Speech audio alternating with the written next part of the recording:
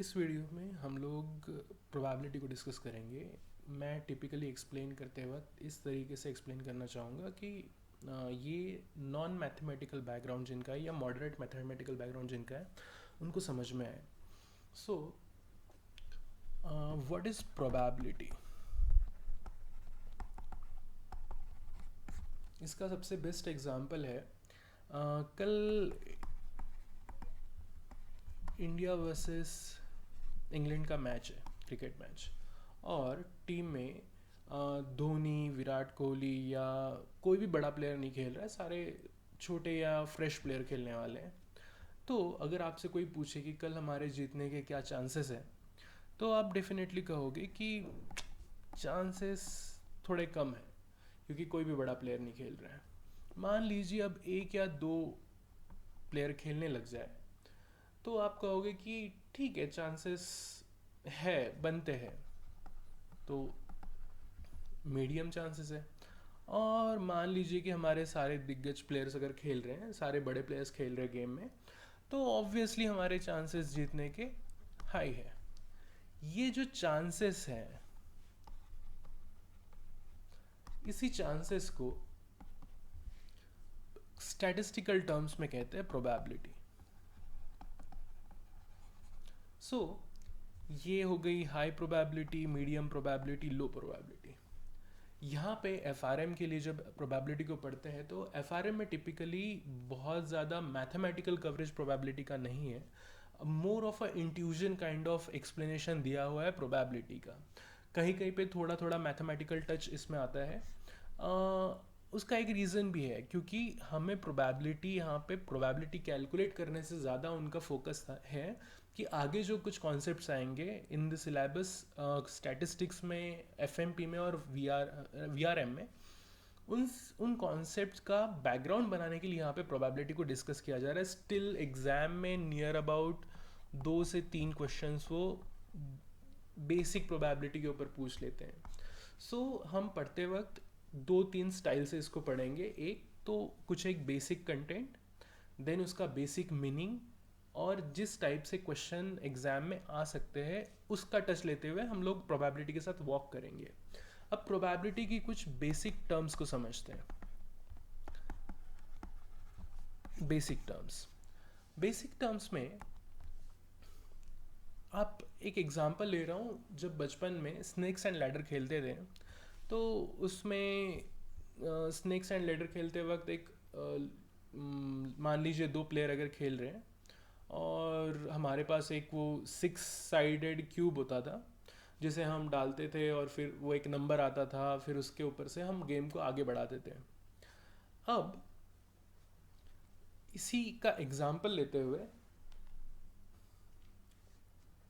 सबसे पहले तो अब मान लीजिए कि हम, आप और मैं वो गेम खेल रहे हैं, चांस आपका है और आप अभी इस पोजीशन पे खड़े हो। दिस इज 69, आप अभी 69 पे हो, हमारा गेम इन बिटवीन है। अब आप अपना जो डाई है, 6 साइडेड डाई, उसको आप फेंकने वाले हो। इसको जब आप फेंकोगे तो 1, 2, 3, 4, 5 या 6 इनमें से कुछ भी आ सकता है। ये सारों को मिला के, ये सारे जो इस वक्त हमें अननोन है, ये सारे हैं रैंडम वेरिएबल्स।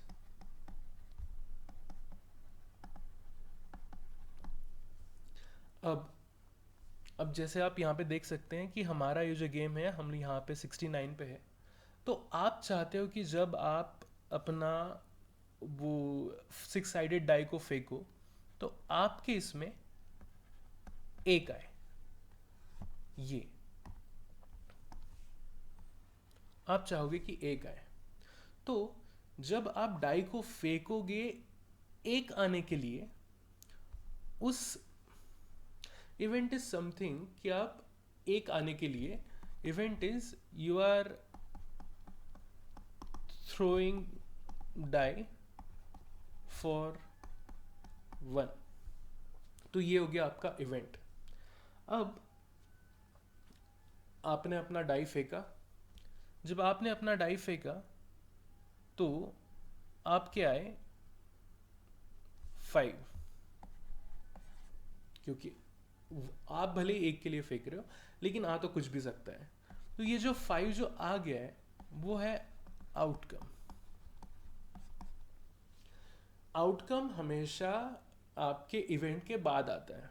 तो इवेंट होता है कि हमारा एक एम होता है, जिस एम के लिए हम लोग वो एक परफॉर्म कर रहे हैं, इवेंट परफॉर्म कर रहे हैं। जैसे यहाँ पे हम लोग डाई फेंक रहे थे ताकि उसमें 1 आ जाए, 1 आ जाए, 1 आ जाए, ताकि हमको ये लैडर मिल जाए।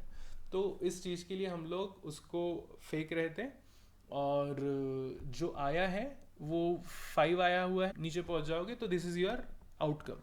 आउटकम जो आ गया, इवेंट जिस चीज़ के लिए आप फेंक रहे थे, रैंडम वेरिएबल इनमें से जो जो पॉसिबल आउटकम्स है। रैंडम वेरिएबल को बोल सकते हैं the collection of possible outcomes, but it is random and it is variable because हम लोगों को अभी उसके बारे में कुछ पता नहीं है। ये हो गई बेसिक 3 टर्म्स। अब उसके बाद जाते हैं और इम्पॉर्टेंट टर्म्स की तरफ। ना नेक्स्ट इम्पॉर्टेंट टर्म है म्यूचुअली एक्सक्लूसिव इवेंट।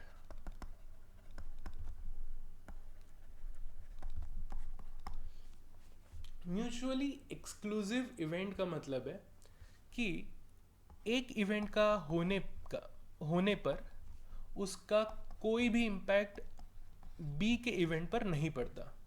ये इवेंट 1, ये इवेंट ए, ये है इवेंट बी, और ये दोनों एक दूसरे को अफेक्ट नहीं करती।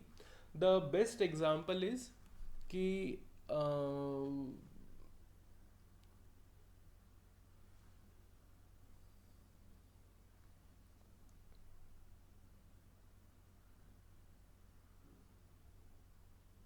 The best example of mutually exclusive event is कि पहले आपने जो डाई फेंका, जो 6 साइडेड डाई फेंका, उसमें अगर 5 आया है, अब मेरा टर्न आएगा।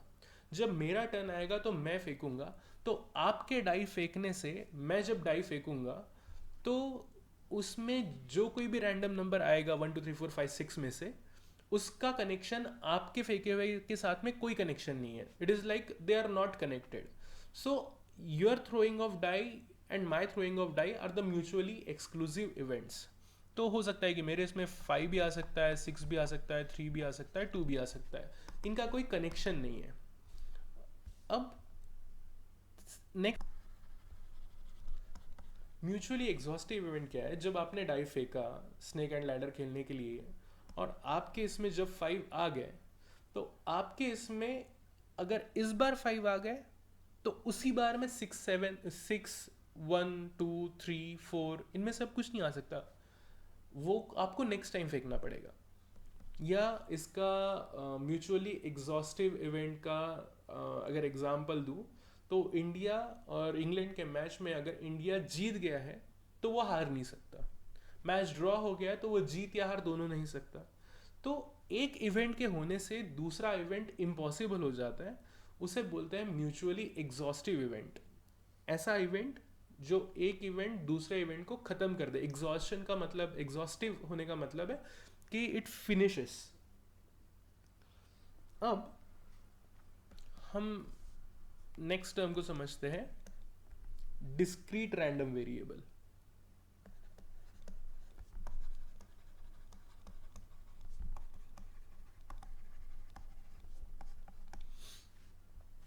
रैंडम वेरिएबल हमने यहाँ पे देखे थे 1 2 3 4 5 6 कि एक क्यूब है, एक जो ये आपका क्यूब था, इस क्यूब के ऊपर क्या क्या आ सकता था? 1 2 3 4 5 6।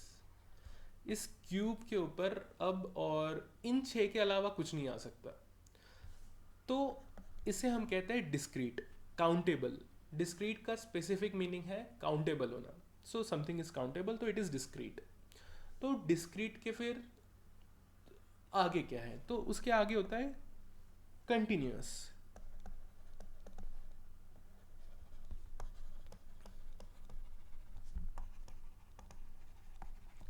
कंटिन्यूअस रैंडम वेरिएबल क्या है? तो आपकी क्लास है, आपके स्कूल टीचर को गवर्नमेंट की तरफ से एक प्रोजेक्ट मिला है और काम मिला है, और उन्होंने कहा है कि आपके क्लास में जितने भी स्टूडेंट्स हैं उनकी हाइट का वेरिएशन हाइट निकाल के दो कि किसकी हाइट कितनी है।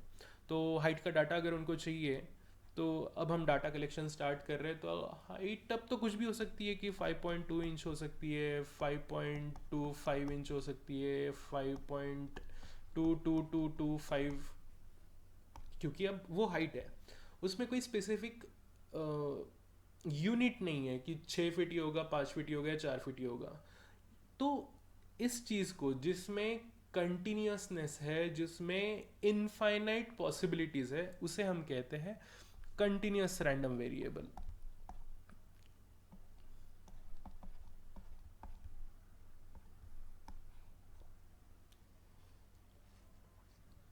उसके बाद में एक टर्म है जॉइंट प्रोबेबिलिटी।